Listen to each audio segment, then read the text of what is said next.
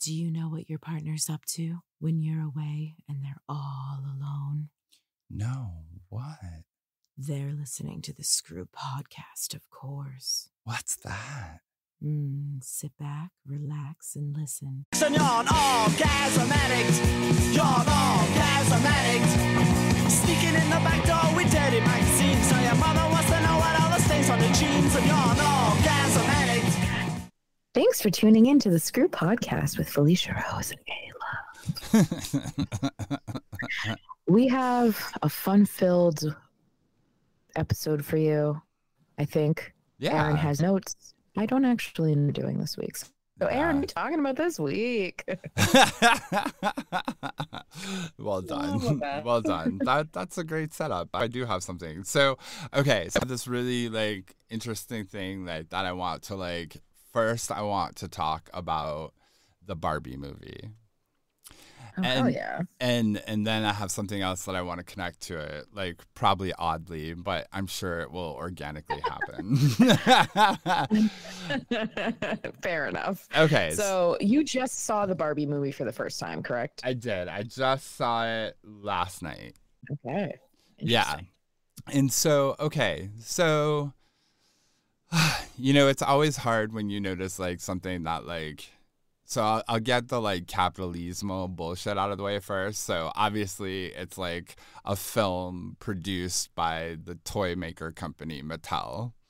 Okay. And and I got to give Greta, the director or whatever, props at handling a very weird middle space of at one point, there's this critique of corporations that is said and all these conspiracy theories and it all rings very true. A lot of great stuff is said in it, but you can't help also thinking here's a movie that grossed $1 billion and is still making the company, a major corporation, money.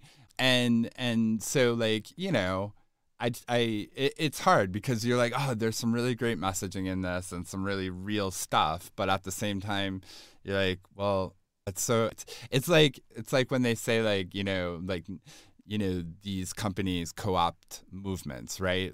Nike, I think at one point all of a sudden changed, after years of protesting against them in sweatshops or whatever, you start seeing the Nike revolution, and things like this, trying to own this people-centered populist message about these kind of things while also, being a company that's making tons of money off of it. So for the record, Mattel, while this was the first movie under the Mattel under Mattel Films, quote unquote, this is actually owned by Warner Bros. Right. And Mattel didn't have a ton to do with the actual movie because they're making 5% off of it. All of the money that the movie made, they make 5% of. Okay. Apparently, they saw the script and were okay with the script, but they didn't have anything to do with the script. Okay. So that was all Greta. that was all her. And while I do understand that, they're making money off of it and they make subsequent money off of the actual, the actual brand itself. People, I'm sure, went off and bought what they wanted to buy in. There was an uptick in for that. Mattel actually was pretty hands off for the movie itself. Okay. So it is worth noting that it isn't owned by Mattel and it wasn't funded by Mattel either. Okay. That's at least, I guess, an interesting detail to know. So, and so, okay, fair enough. So looking, right. So there's this interesting, what is the line? It was something because Barbie can do it, women can do it, and because women can do it, Barbie can do it, or something like that. There was some kind of play on words like that. And it's okay, so you have, kind of a product that over the years has, definitely been criticized, for, unrealistic body types and, kind of the notion of the, and even the main character is playing stereotypical Barbie, right? The blonde with perfect dimensions, unrealistically kind of beautiful. And I will say Helen Mirren doing the narrator and like kind of like putting in a comment. I think there's a scene where like Barbie's going through some like self-realization kind of epiphany thing, and like,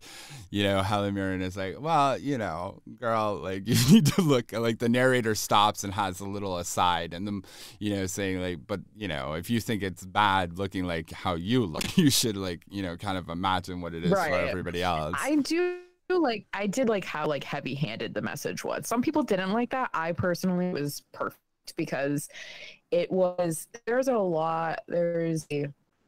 a disconnect with certain waves of where people have this assumption that in order to be a feminist, you have to be on, you know, the end of the spectrum that is out in the streets fighting for rights, and, you know, you're easily questioned and da-da-da-da-da. And that's a valid form of feminism. However, there is this whole middle space where who are in support of women and are trying, you know, do their best and, you know, get through the patriarchy, if you will, don't really understand what it is that they are enduring as a woman that are dealing with literal society. For example, they said that there was a huge percentage of women that broke up with their significant other after seeing the Barbie movie. Put a lot into perspective that they didn't have the words for before, or they didn't have the understanding of before.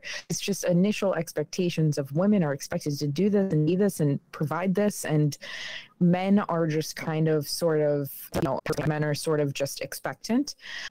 You know, and this is just the way it is. And I think it did shed a lot of light. I didn't really understand, you know, that piece of feminism to that degree, and they made it so heavy-handed and so on the nose that I fucking loved it. I loved it because you cannot walk away from that movie being confused. It is 100% exactly what it is at face value, and it's a man's world. And it was just a beautiful takeaway that I think, like I said, I feel like more of the men I spoke to that had watched it were like, it made me uncomfortable. Exactly. That's exactly what it should have done. Comfortable living in a world where women are second-class citizens and men are expected to be, or I say expected to, but men are just in a constant state of, this could be better, you could be better, things could be better. Why aren't you like this woman? Why, you know, this is my dream girl. And like, you know, in the same breath, they're offering nothing to help women get to those different places, being able to achieve dream girldom. Right. You know? Yeah. I mean, so there was a great critique. I mean, and this is what I'm saying. Like the conflict of it is, okay, there's a great critique going on here. And I think, you know, you saw that a little bit, you know, with her going out to the real world, and, you know, it's kind of like, well, I expect like women are going to thank you for being like a trailblazer and allowing them to like have, you know, this world where women can be anything, only to discover that that's not, you know, the world in the real world. Right. And I do think that there's like almost been, you know, this kind of, I think maybe the makers of Barbie think, hey, you know, we have created this possibility of like, look, if we let Barbie be a doctor, so, you know, we've done our part. It doesn't work from like putting, you know, and no, from the beginning of the movie, when it goes from like, you know, the majority of dolls up to whatever point, and, you know, I haven't like fact checked any of this. I did fact check a couple things while I was looking in the thing, like pregnant Barbie, the Midge Barbie was a real Barbie with like a family kit or something ridiculous like that. Oh no, all of those Barbies were real Barbies that they mentioned. And they're skirting the line. Yeah, it's great that like, you know, a doll was given to like girls that like wasn't just a baby and didn't only like capture their imagination in terms of being like a mother and a wife, right? And I think, okay, good, you know, and I'm looking at it and, you know, also thinking, well, but this has always been a product marketed at women and like, you know, marketed at little girls. And like, you know, sure, we know a bunch of you boys played with those Barbies. I was one of them. You know, I had like He-Man and Barbie World were always like two like separate little retreats that I would make in the bedroom. You know, I would put down a bunch of hand towels to make it like lawns, and then like set up my He-Man castle and like my stepsister's like Barbie dream house, because she definitely had one, and like I think she had a boat too. She probably had a car. She had like something like 60 fucking Barbies. It was like insane, and I had like seven He-Man figures. So you know, it was. I had the stretch Corvette. Ooh, That was. I didn't have the house or any of that, but I had the stretch Corvette. That's what I got. The red stretch Corvette. I was a huge Barbie girl. That was a thing for me for sure. And I would be playing them alongside of my Teenage Mutant Ninja Turtles. So I had oh my god! So you had your He-Man, and I had my TNT and Barbie. Exactly. You know, and you think about these things, and I remember being young and thinking, you know, what a like limited capacity for imagination to have like, you know, cars, you know, like, because we were always being about like Hot Wheels and little trucks and like all the typical. I wasn't allowed to play with any like fake guns or anything like that in the household, so there was nothing like that, you know, in that sense, which is probably good. But you know, I remember just thinking like, there's no accessories to Hot Wheels. Like if you're fortunate enough to get like, and I've had the same complaint about being, you know, a quote unquote boy in general, like that, like accessorizing is not like part of like the social construct for us for the most part, you know. And obviously I think it's gotten better in recent years as your Harry, what's his face? What's that fucker's name? Styles. Your Harry Styles and whatnot. Like Harry. And even like your bunnies like are like breaking kind of old fashioned trends and expectations for like what men are allowed to wear and yada yada yada. But my point being, like, you know, when you think about a product that is so wrapped up in like kind of the social norms of the day, you know, maybe it was appropriate to have like a Midge doll, whatever year that fucking came out, which is, I saw on the internet, it's like worth like $315. So these things have become like, you know, obviously like collector's items as well. And I know Barbie is like such a legacy like brand, right? But Mattel makes a lot of different shit, you know. So, but anyways, I digress. So I'm trying to watch this and like, you know, make a fair critique. You know, one, it's still very much engendered around like an engendered doll. And like, I get that like it did play a pivotal role. It could have used a little nod to all the gay boys that play with Barbies as well. I noticed that wasn't right. There was not a lot of queer. There wasn't really any queerness in the film, so that did kind of surprise me, I have to say. You know, and I don't know if that is some sort of brand protection parameter, but like, you know, it would have been cuter to see, because when I think of how often that conversation happens with like little queer boys and like their straight girlfriends or whatever, they're fruit flies, as you taught me, the new terminology. In terms of like, oh God, I used to play with Barbie. Me too. You know, it's like the first, like for many, not all, like queer boys, their first like breaking of like the gender norm from like, you know, the reality of, you know, feeling different and feeling like they want to do something different. I feel like there's a possible answer to that, and I don't know because I didn't watch or read a ton of the interviews with Greta, but I feel like maybe she just was not wanting to speak on behalf of a group that she wasn't representing. Like, she was a woman representing women, and so maybe he was like, touch that because it's not my place to touch it. But you're right. I do think that is, but then again, you know, maybe she was afraid of saying, well, you know, if you play with Barbies as a boy, you're a gay boy, you know, like there could have been an easy connection to, you know, that are ignorant, where they said, oh, well, look, the gay boys are playing with Barbie. If you're a boy and you play with Barbies, you're gay. You know, maybe she didn't want to go there. No, for sure. For sure. I mean, Kate McKinnon win it. That's as queer as you can possibly get, right? Oh my God. And I love that she played a weird Barbie, because like definitely remember like chopping off the hair and using a marker and making like Barbie very punk rock. Not weird, but like punk Barbie. Where the hell was punk Barbie? We didn't get these Barbies like in time enough to demand, like, right? So like on some sense, I guess I do feel like the fallacy in like the narrative a little bit is Barbie changed because people changed. People didn't change because of Barbie. Like, you know, and like they made that line very fuzzy, you know, and I think it was there in the end, right? Because what happens essentially is stereotypical Barbie wants to be different. She wants to want different things. She wants to like have a life, right?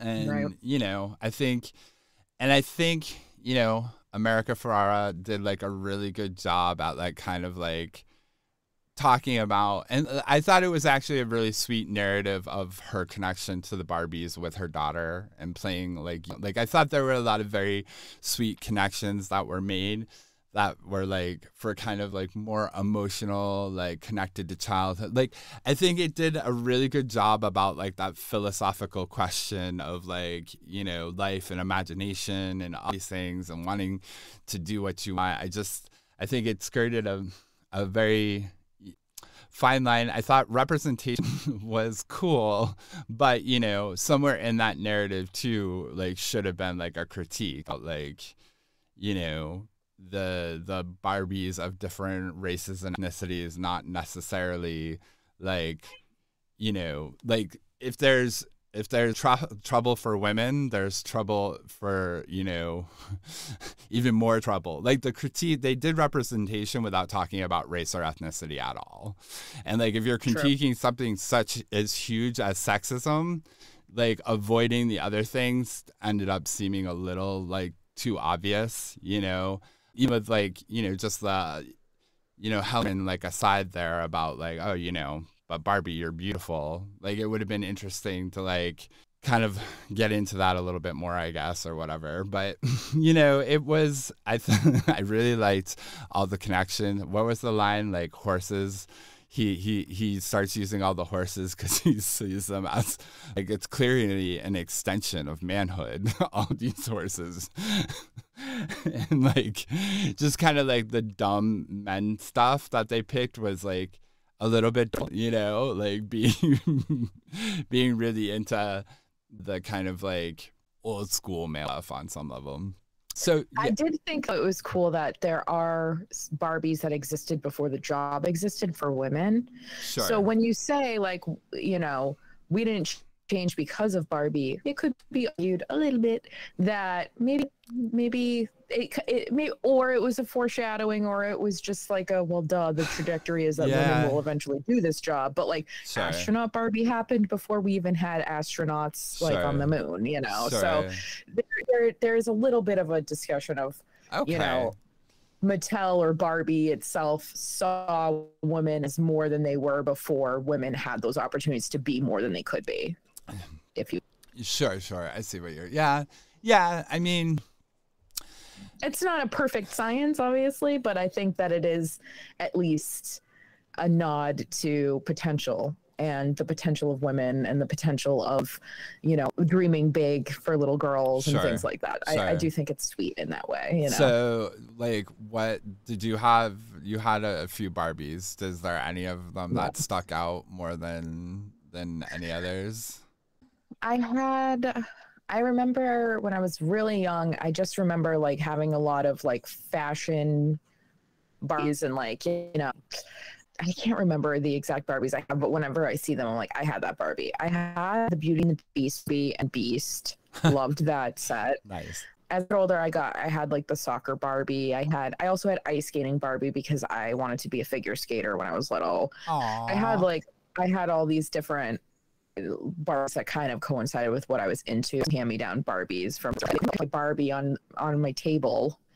My sister's in the background, like rolling her eyes at me, you know. And I think for me, Barbie was a way for me to kind of have my own little thing because they all had different voices, they all acted differently, and so it was my way to like set up these little scenes and scenarios. I also really liked Polly Pocket. Okay. But it was a similar thing, right? Like all these little dolls are going to different and doing different things and have different little personalities that I can kind of act out. And, you know, as you know, theater ended up becoming like a big, huge piece of my life. Yeah. And so I think it was like a little way to like express myself through that. You know, I really liked doing voices. I really liked acting. And so those were sort of the vehicle in which I would do it with. And then, you know, when I became like prepubescent, like I had my Barbie, like fuck Ken, not that I know was like, they would just lay naked together in the back of the Corvette, you know, things like that. So, you know, there was, I feel like Barbie kind of with you over time, you change, and the Barbies and what you do with them. Barbie didn't have any nipples, did she? No. Oh my God. I do remember though that one time I did the thing where I like drew with, I thought with washable marker on, you know how Barbie's like body was plastic, but her face was like rubber. Yeah. So I asked my sister, I'm like, fuck, I ruined my Barbie. I couldn't get it off with like water. And I was like, what can I use to get this off? And she was like, oh, nail polish remover. Well, nail polish remover took the marker to put on her, and it also took off the painted on eyes. Oh my lips. God. So she was like faceless. She had Barbie with no face, and I was mortified. Oh my God. Yeah, so because scary. my parents didn't replace things. You ruin it, it's gone. Right, one and done. You don't get a second chance at owning something. You know, like that wasn't a thing for us.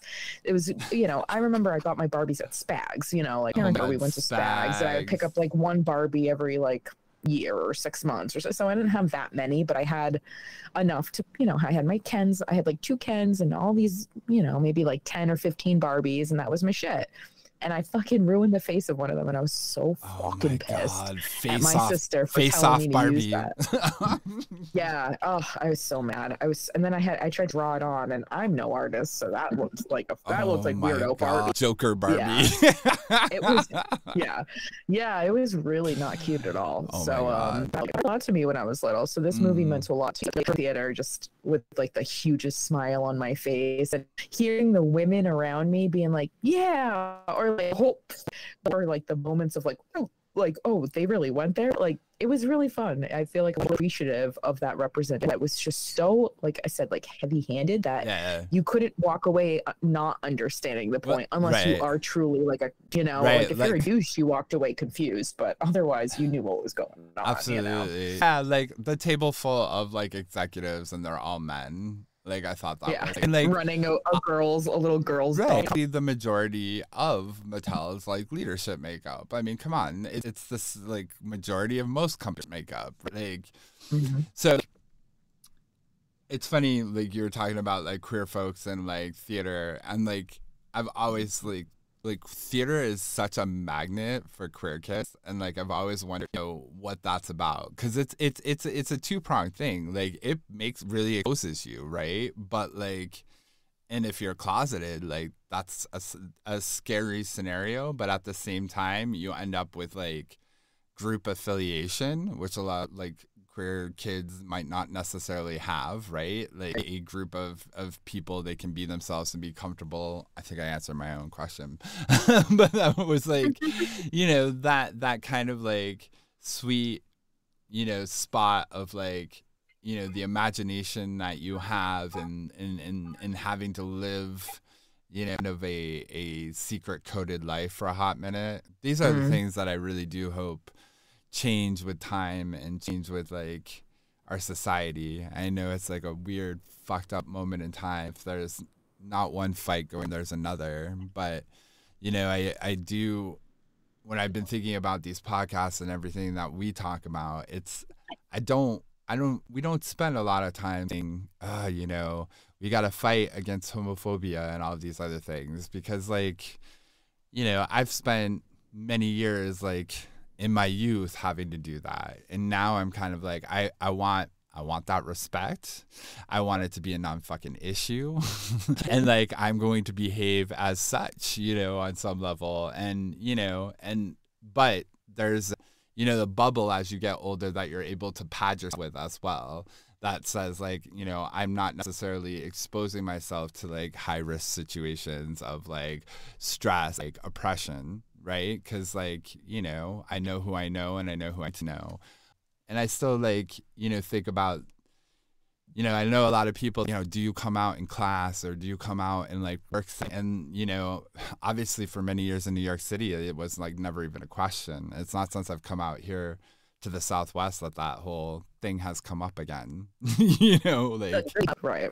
the strategic decision not to come out because Right. it could put you in a fucked up position, you know? And I think, you know, it's kind of been humbling, you know, in my fucking 40s to like have like other professionals here, you know, as I'm working through the school and having these discussions, like not be out of the closet, you know? Mm-hmm. And, you know, it's, you know, it's something that like I understand, and like I'm never going to knock anybody for it. And I'm not, you know, we've had that conversation about how like important is the process or not of coming out, you know? Like, you know, on one level, especially if you're young and still living with your parents or some sort of like people that are, you know, you're dependent on, it is a high risk thing, especially if you don't have like an alternative setup, you know? So anyways, I digress on this, but I did want to like just bring it up because, you know, I'm thinking about representation all the time. And I thought Barbie, you know, was a very surreal, and as like dramaphobe queer kid, I was imagining what like this role must have been like. You know, there are parts that Margot Robbie, or is that her name? I don't fucking know. Whatever. I think it might be Roby or Roby. no, actually, you know what? I don't know. I always remember it wrong. So she's like the Suicide Margot. She's a Suicide Squad. Right? She's Harley. Okay, Harley Quinn. So she has these moments where she pulls off like doll-like postures so well, and I was like so super impressed. So I ended up watching this with watching South Park. Did this like hear me out. So they did this kind of like mini film, like a 45-minute thing called Cred. And it's this very interesting episode that they juxtapose this whole like all the kids getting like kind of, I don't even know if you would say addicted to, but like feeling the need that they have to have this hydration drink called Cred. And so like it's all about like putting it in your backpack so other people can see it. And of course they're playing on words like, you know, do you have cred? You don't have no cred. You don't have no cred, right? And so but the show is primarily influencers online, and then it's juxtaposed like Randy, one of the dudes, like discovering that like, you know, some teacher at the school is making tens of thousands of dollars off of OnlyFans.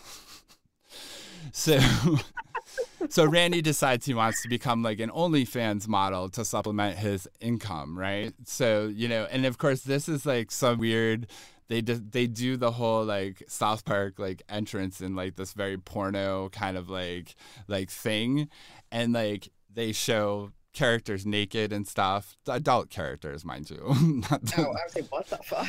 And like, you know, so you see like Randy with his small ass penis, and so they combine these two things together. So influencers are getting the kids to buy these energy drinks, right? And like this whole conversation goes on what it means to be an influencer, and they have like this whole thing of raffling off these influencers at a thing, and they have things like the Chinese government is bidding on the influencer to have like people push different things on their YouTubes, right? And it's like very much like whatever, until like Randy is like, well, I'm not getting any watches on my OnlyFans, and like my socials, my Instagram and my X, like I'm not getting enough followers. So he decides that he's gonna be an influencer and starts doing these fucking twisted OnlyFans videos by pouring this cred drink on his penis and hashtagging all of the stuff, right? And so like the whole thing from the beginning is that this cred drink has a disclaimer, not intended for kids, right? And so everything that like this episode is saying is like, none of these things are intended for children, right? None of these things are, so, but all these kids are drinking cred. So Randy starts like being an influencer and hashtagging everything with cred. So the conversation like comes up and he gets in trouble because he's saying you're you're targeting children with your OnlyFans by hashtagging this drink that they all drink. And like everybody says, but we all know that's not intended for children, and neither is OnlyFans. You have to be like this age to watch it. So like this, it's having this huge conversation about like the role of like influencers and marketers and bringing kids, and obviously a bunch of tongue-in-cheek stuff about Meta and whatever, knowing that there were underage users on their platform and not like, you know, and knowing that they were deliberately targeting them, right? So they're having like a huge critique about this, like, oh yeah, you know, protect the kids, but like meanwhile everything that you're doing is not to protect the kids. Everything is about it's targeted at fucking children, essentially. Exactly. So like, you know, I'm thinking all this, I'm like, you know, and it's very interesting to see, because the conversation always comes up. Obviously him and his wife getting this thing, she's like, I can make more fucking money than you at OnlyFans. You really want to fucking play this game? And so of course she totally fucking beats him out, you know, and he keeps getting on these help desk calls with OnlyFans about, he's like, why isn't anybody subscribing to my material? Like, you know, and they're like, well, try this and try that, you know, and he's like, but my wife is like, you know, beating me. And they're like, well, you know, men don't tend to make as much money on this platform. And like they're just having this whole huge conversation about OnlyFans in general. And so that made me think, how was your weekend? Or your week, actually? Oh, yeah. What an interesting transition. And I am happy that you went that way. That was entertaining. First of all, I knew I would get there. I like that they like somewhat misrepresented how like OnlyFans works, right? Because like you can't stumble on somebody's OnlyFans account. You have to know the creator and have their link. Like there's no search bar, there's no hashtags. Like I can't hashtag my content, you know, MILF, and then people find it by that. Now on other sites you can, but not on OnlyFans. OnlyFans is one of those really obnoxious sites that like doesn't matter how much you put out, there's no advertising for you unless you're one of their chosen few who basically doesn't do content. They just have, you know, bikini girls showing off like what they cooked this week, you know, weird shit like that. They'll like advertise those people. Right. But it's super like they curate it themselves. You can so tell. You can use like your socials, right, to like draw people to your. But social media, as soon as you say things like OnlyFans, or like for example on TikTok, you can't say OnlyFans. On Instagram, if you were to say OnlyFans, you can usually get nabbed for soliciting.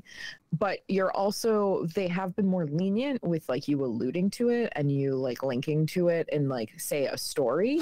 But it's one of those things where like it's also the rules are such gray area that you could easily just get like for nothing. It's so stupid. But so yeah, you can advertise on your socials, but it also still has to be, you have to use words like, you know, that link, or, you know, you guys know where to find it, you know, stupid shit like that, essentially, or like more photos from this, you know, photo shoot, you know where to go. You know, you can't even say link in bio. Like your stuff literally not see any traction as soon as you use like spicy language in a sense. It's so frustrating. So it's like really it's not that easy to market yourselves. It's the one thing that people, I think, have a hard time wrapping their head around. They're like, well, I can just make the content and people will find me through it. Maybe one or two people might find you. You actually have to like have a following or find a way to, you know, make a secondary, you know, covert operation kind of page or whatever that isn't necessarily linked to name, but you know, you still have to build yourself up online. So it's very frustrating that there's this assumption that you can just use words like feet and people will find your feet. Like that's not a thing. there's no, you can have like a free OnlyFans, which essentially previews what you do offer for sale, but that's still have to find your OnlyFans. This it's not an easy marketing thing. It's not simple. It is like, for example, one of my most successful friends with OnlyFans is constantly being like dinged and nabbed for just simple stuff of like shaking her booty in the camera, but meanwhile like that's the only way to market yourself. It's so crazy. Crazy. So when I've noticed like the influx of like dudes like shaking their like dick line in their shorts, Yeah. like, Yeah. it's gotten kind of like crazy. Like, Yeah, how that's a many? big one. There's a lot of people that will not be advertising. Technically, they're OnlyFans, but they absolutely are. Like there's this one guy that has a squirrel. The squirrel is Oh yes, I've seen this Yep. motherfucker. And the squirrel's always jumping on his butt and always jumping on his body, and the dude never wears underwear, and you can Right. see his dick line in his gray sweatpants. And it's a great marketing tool, but I think it's kind of slimy to use your animals to market your body. I could easily put my hamsters on my heaving bosom and hashtag it Syrian hamster, and hopefully this hamster community finds my fucking pussy attractive. But like, what? I think it's the same as like It's a little people that squirrely. it's fucking weird. Yeah. I don't know. I think you should always separate your accounts if you are going to say you have children, or you're, an aunt and you show off the kids you babysit. Yeah. If you also sell spicy content, maybe we should separate the two. I don't think it's appropriate to have any kind of online connection to things. I don't know. Well, especially if you're doing this kind of like quote unquote covert advertisement, like you want to like be like capturing the people that the content is appropriate for. Like you don't want, like, it's not good, the advertising business, to have a bunch of people shit talking you because you misled them to your fucking pussy, That's true. Yeah. There's a lot of it that, like, now I don't separate my Instagram, for example, because I don't have enough of a following on there for me to consider myself like just advertising myself. I'm not. I am like, my TikTok, I have multiple accounts because one, I am truly just advertising my body. But like, I have a separate TikTok for my hamsters, for example. My Instagram is sort of a mishmash, but again, I'm not combining my sexual posts with my animal posts. I think it's weird, and I think that you're attracting the wrong fan base, and I like the things to be separate. Personally, that's me. I've heard the same from a lot of other people. Like, for example, on Twitter, if you have a Twitter and you're posting like pictures of your family and stuff, maybe that shouldn't be on your spicy account. Yeah. Like, maybe that should be on a separate one. Or again, I don't know, but I know that like, well, the friends that I'm posting on my Instagram, for example, they're giving me consent to essentially have potential creeps follow them online. Like, that's, I wouldn't ever put people in like a position where they feel like they're now kind of intertwined in like the sex industry when they're not a part of it, Right. No, that's actually a good point, because, and it is like, you follow one or two like cam models on Twitter or whatever fuck it's called these days, and like you're kind of doomed for like 5 requests a day at least from others. Honestly, like I have like I like looking at the number of followers, and like it's only grown exponentially because like, OnlyFans models want to like follow me, like, and that's cool. I don't care, I'm guessing after a while, if I don't turn into a customer, but they'll lose interest. But it's hard. I never thought to just like seek out fans to follow. This is actually a good marketing tactic that I never really thought of myself, because I mostly save this space for either fans that have been fans for a while that I maybe know, or other sex workers. So I never thought to like seek people out and just click follow. But I mean, on one level, like, see how it works. X is great for like following porn, and like, you'll follow one and then you'll see who they're following or who's following them, and you're like, oh, that looks like some more interesting people. Right. Well, that's interesting. What's funny is a lot of people said for 2024, like, let's stop posting our free shit on X, and I am abiding by that. I stopped putting like actual video previews for most of my stuff. It's all like just a photo or the description. I just give away too much for free. Well, after 8 years, this is ridiculous that I'm not living in luxury. Yeah, and I've noticed on. a lot of the new people are also being kind of restrictive with that. Like, it's much more of a tease, which honestly I think is the better approach in general. Like, not just for protecting your content, but like, you know, as a viewer, like don't give away the like all of it, because then I'm not incentivized to like The check it problem out. with it is I feel like the more you keep locked behind, the more likely you are to have your content leaked, because there are people out there that are like, I want to see her nipples, but I'm not going to pay for it. Oh, somebody leaked this content, and so somebody leaks it. So it's like I do like to have a little bit out there so that you do not need to leak my stuff. You can see my pussy online, no problem. But at the same time, you're not going to get a really good 30-second preview anymore, where you could essentially jack off to the entire preview and be done with it. I don't want that anymore. I still don't know what motivates the whole like entitlement. People are feeling this we talked about the other day. People are feeling entitled to free things. Yeah. And if you tell people that they are not allowed to have those things for free, they have a vendetta against you, and they want to try their hardest to ruin your job. And that's horrible. I think it's horrible because, you know, as much as the what if I come to your job and tell them how many of your like day is spent looking at my porn, you fucker? I feel like the culture has changed quite a bit. More people pay for porn than ever before, but there are still so many people. Like, do you know how many times people have talked to me in a friend capacity and said, you know, I would look at your stuff, but I've never paid for porn before. And then I immediately to ask them, do you think that that's a brag? And then I ask them what they do for a living, and I instantly try to change it on them. And I say, oh, you know, I would come at a coffee. I've never paid coffee before. Or whatever it is. Yeah. It's just like, this is something that can be phased out with AI, no problem. And I hope you're replaced at your job someday, you fucking cunt. Hilarious. You know? So it's one of those things where it's a stupid brag. And I think people are ashamed to say that they pay for their porn. I'm sorry, but everybody should be paid for what they produce. Doesn't matter. It's entertainment. It's being used by people that have a certain need that they use it for, or they want to use it for. And the fact that you're saying that you're unwilling to pay for entertainment, you're a cunt.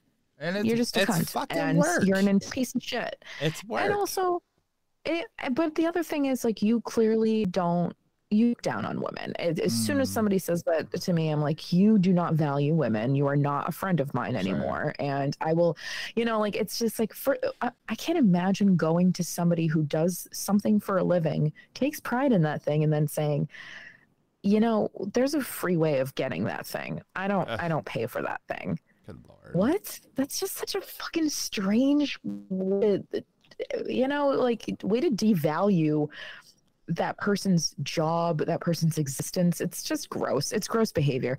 But you did ask me how my week was. So I had one of my lovely customers that's also a friend. He knew that I have had a lot less of a chance to film in the last couple months.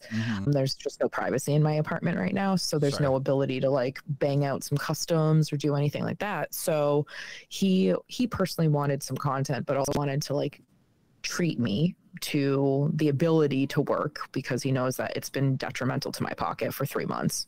Wow. And he sent it to me essentially for my birthday, but I put the money aside specifically for January so that I could film at a hotel. Nice. And I got, which is a great deal. Basically, if you pay for my hotel for however many nights, you get to do a live chat with me, like a video chat, once every single day I'm there. You get as many customs as you want, and whatever other fucking content, and you get every piece of content that I create while there that isn't custom. So like, I have a folder of 1,200 pieces of music going to receive. Oh wow. He's gonna be jacking off to me forever, you know. That's beautiful. And we did our lives together. So anyways, but he took care of it. I think basically he gave me an amount of money, and I found the cheapest hotel that I could get. Wasn't a roach motel, you know. And I was just there for 2.5 days, and I counted well over 500 orgasms during that. So I never want to come again. And Talk One satiated. one of the things I did or I offer is like I'll go live and I'll do an offer of like $5 for every orgasm on command. You know, I tip $5 and so some of my customers will be like, oh well, I want 3 in a row, so they'll give like 15, right? Or then somebody else will be like, oh well, 2 more, oh 2 more. So it becomes like kind of a competition to see how many times I fucking can. Oh my God. So my last live I did, it was 45 minutes, and I think I got tipped for I can't remember. It was at least like I think it was like 22 orgasms in 45 minutes or something like that. Oh. But no, it had to have been more than that, right? Yeah, I don't know, something like that. But either way, it was just it was so funny because everybody was like, as soon as I was done with like, you know, they would count for me on the screen. And as soon as I was done with them, they'd be like, good girl, here's 5 more. And I'm like, so, you know, it's fun. I don't have a problem with that because I can go over and over and over without issue. But it just like, by that day, I had already done it 3 times, like done one of these lives 3 times. And I was just like, I was worn out, and they were like, "You need a hydrate. You need a." And one of them ended up sending me money so I could order food because I had been living on like fucking cup of noodles because I didn't have like a microwave in my room. So I was just like, I'll just live on, you know, coffee maker cup of noodles. So I ended up getting myself some today, but beautiful. It was. Yeah, I created a lot of content in that 2.5 days just because I'm like, I don't know when the next time I can film is going to be, you know, who the fuck knows when it's going to be. So I need to just like stock up on, mind you, I have so much content in my phone that I've never released. There's so much there. But the problem is the way that I run my stuff now, which trust me, I need to absolutely change how I run my stuff. But ever since OnlyFans shut me down last year and I had to rebuild fan base, essentially, I run things where I release something free every day. So there's this expectation of you can pay a very small amount to see a very large amount of content. And I'm not making anything beyond that subscription fee, which is fucking pennies. So what's happening is I have all this content I'm sitting on because I'm like, it's not going to make me any money because I'm not putting it behind a paywall. Well, for 2024, that's changing. I do have to change up my shit a little bit. All my prices are going up, and also how much I put is going up. So I'm going to continue releasing like clips and teasers and photos, and maybe like once a week a full length. But for the most part, I'm going to have to put a lot of my newer full lengths behind a paywall and have people buy them. Let me ask you something. When you're looking to subscribe to like one of these things, like, can you see how much content is behind the paywall? You can. You can, yeah. Okay. So like right now, let me I've never done a subscription to one of these things yet. How fucking funny is that? That is funny. Let me see like what my page looks like. Like I think I did it once and then I forgot like look in 30 days and like it expired. Right.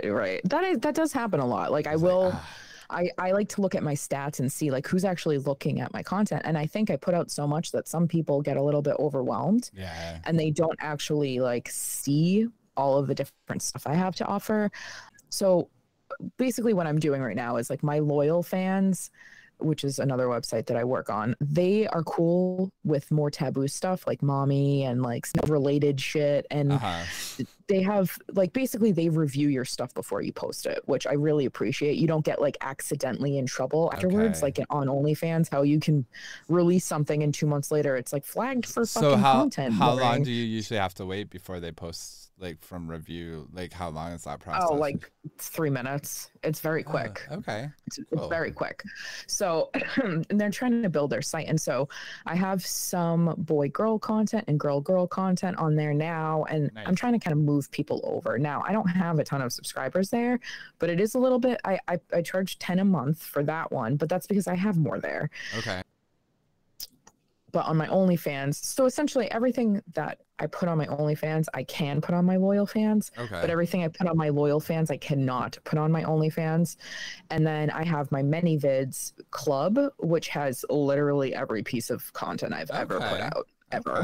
All boy, girl, all that stuff. And that is like $30 a month, but it's fucking worth it. It's very, very much worth it because you can see everything I do and everything I'll ever do. And you know, it's like an archive of all. It's an archive of my pussy. But yeah, so like if you go to my link right now, there are 600. Now, mind you, this was since what, April? I think I restarted this page, or end of March, April. Okay. I have 650 photos, 233 videos, 75 streams, and yeah. Oh, you can save the streams?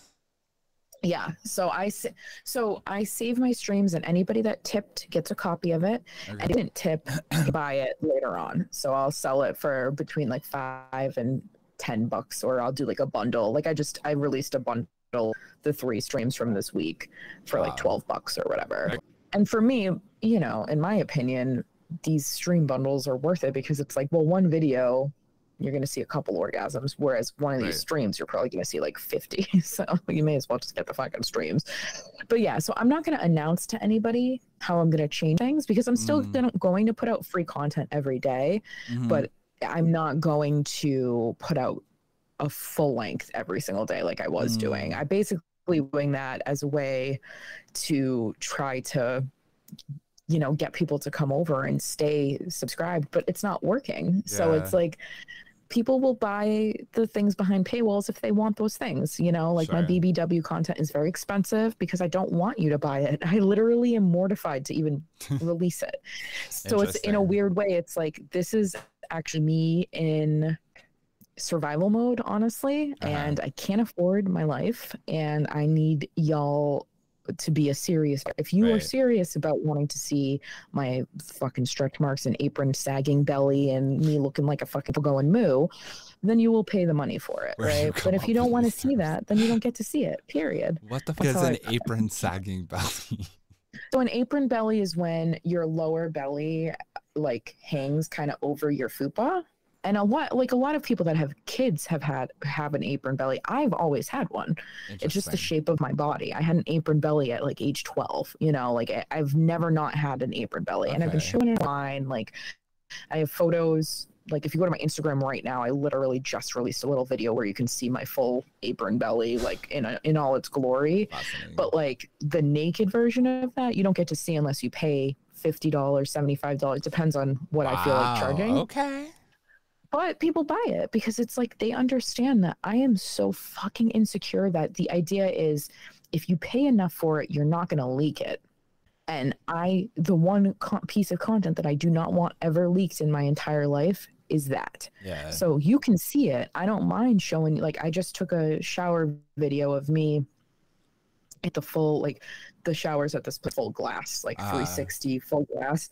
And I have a video in a shower. Gotcha. You can see me lifting up my belly and cleaning it and all that, but you're going to have to pay $70 to see it. Okay. Period. Because again, like I don't want to make it, but I also know people do want to see it. So if you're willing to pay to see the thing I don't want you to see, then you can pay for it. You can do it. That's fine. There's a strategy. So like, I mean, this all goes to say, like, you know, it's a lot of work to do this, you know, and not to like be a cautionary tale, but I think like I've always appreciated your honesty discussing this, because you do see a lot of people, and I see a lot of people start up. And honestly, even when I first moved here to Albuquerque, there were a lot of boys on like Grindr who had like connected their Twitter account and like all had OnlyFans accounts, and like you see it go nowhere because they're just, I don't know what they think, but like, you know, just getting people to follow you and then like just showing your previews with like no engagement. Like, you know, I see like people with like 90 followers and then their OnlyFans doesn't have that many subscribers. So like, it's a hustle. It's definitely a hustle. And you have been like, I just lost, I think, like 30 subscribers on the renew. Really? You know? Yeah. And that it's not because of the content I'm putting out. It's because either they need to cut down, like, you know, I just canceled my fucking Showtime subscription. It's the same shit. If you're not using it, or if you're broke this month, or if you know you can come back to it, I get it. I understand why there are people that cannot afford to continuously pay $9 a month to see content that they might not be using that much. But I will say that my core number, meaning I've never dropped below it, it is there and it won't change. And those people will be there for a while. And that is a sustainable amount, but it's not what it needs to be. Right. So, I struggle, and I realize that this is not going to be, unless some weird thing happens where all of a sudden I'm viral. Right. Because I'll say this, the 1 month that I made enough on OnlyFans to feel like I was one of them fucking girlies was my first month. It was the first month I opened an OnlyFans. People were finally, people are creatures of habit. So they were waiting for me to go onto the platform that they enjoy. And I had 500 subscribers in my first month. Wow. That was a lot of fucking, and I only charged, I think for the first, I think I charged $5, and then for the first however many, and then for this next swath was like $7. I don't remember, but I made enough to put at least a quarter of my retainer down on my lawsuit, which is why I opened it to begin with. Remember? Nice. And that was, I remember I opened the OnlyFans at your house in Queens. And I remember like updating you and your husband along the way about like how many, I was like, oh my God, I'm getting so many subscribers. It was the only time I've ever had that many subscribers. And it's probably the only time I ever will. It was like a moment that I wish I could capture again. But if I had even if I had half of what I had at that moment, like, and unfortunately, my numbers were really, really good. OnlyFans nuked me. Very, very good. Like, I was finally on my way to making sustainable wages. Yeah. And I was like, I'm going to be in a new tax, blah, blah, blah. And then 3 weeks later, they nuked me, and it hasn't been the same ever since. It just truly hasn't. And I also don't make boy-girl content anymore, so that's a big piece of the puzzle. So, there's a lot of layers to this, and if you're not, like, to me, I shouldn't have to get fucked on camera for you to enjoy my content. My content's fantastic. I do tons of role-playing. You can close your eyes and imagine yourself in the scenario. So I truly don't think you need to do boy girl, you need to do partnered content ever. I don't think you need to, but I do understand that that's a big piece of why I'm not making the money I was making. So it's tough and it's hard and it's not an easy job. And as soon as I have an out, I'm out. That's it. That's just the way. Will I always do it as a side hustle? As long as I can. Well, sure. So you've heard that, folks. Like, get your subscriptions in now. Mama might not be on for too long. Get your subscriptions in now before I have to change jobs. That's the point. Exactly. Like, my thing is, if you want your content creator to remain a creator, tip the bitch. There you go. You really think I'm making a lot of money off of a fucking sale for $4.50 where I'm taking home $3.80 of it? You think I'm making a lot? I'm not. So, like, remember these things when you have the extra $10 that you can tip that person. Absolutely. Do that. If you want to keep them around in the industry. Absolutely. If you don't care, then fine. I don't care either. But my point is, if I want a restaurant to stay open, like a little local joint, right? You gotta go to that shit. You buy from them, you tip them, you spend your money where you want those things to thrive. And so for people just having this weird expectation of, well, she probably makes enough. No, I don't. I don't. And to the point where now, like, I probably have to move on, and this can only be a side thing that I do, if anything. So I do think that, and I'm speaking on behalf of many workers right now. I know people that have like 100,000 followers online, and it does not convert. The number of subscribers they have does not convert over. So, like, don't just. And mind you, mine are pathetic. I have 13,000 on Twitter. I have 10,000 on Instagram and 30,000 on TikTok. Those numbers are shit. They're absolute shit. So for you to look at my shit, like my numbers, and be like, oh, she's probably making enough. You are out of your mind.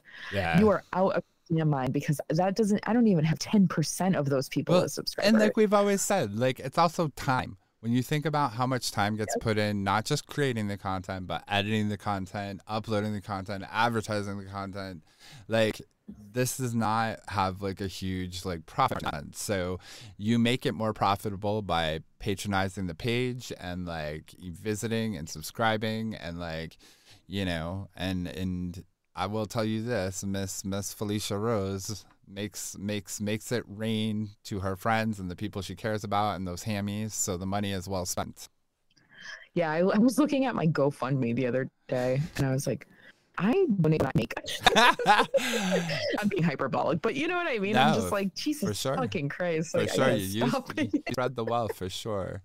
So just, I personally would love to see this job. I would love to see it through until I am really, truly as successful as I think I deserve to be. Fuck yeah. But I also understand that, like, that's not fair to me. Yeah. That's not, Absolutely. My friend reached out to me recently and she was like, I feel so fucking degraded. She's like, I am doing this thing on camera for like $5 tips and I'm feeling like a fucking piece of shit. She was like on a live or something where she wasn't making a lot of money or whatever it was. Like, yeah, that's a thing.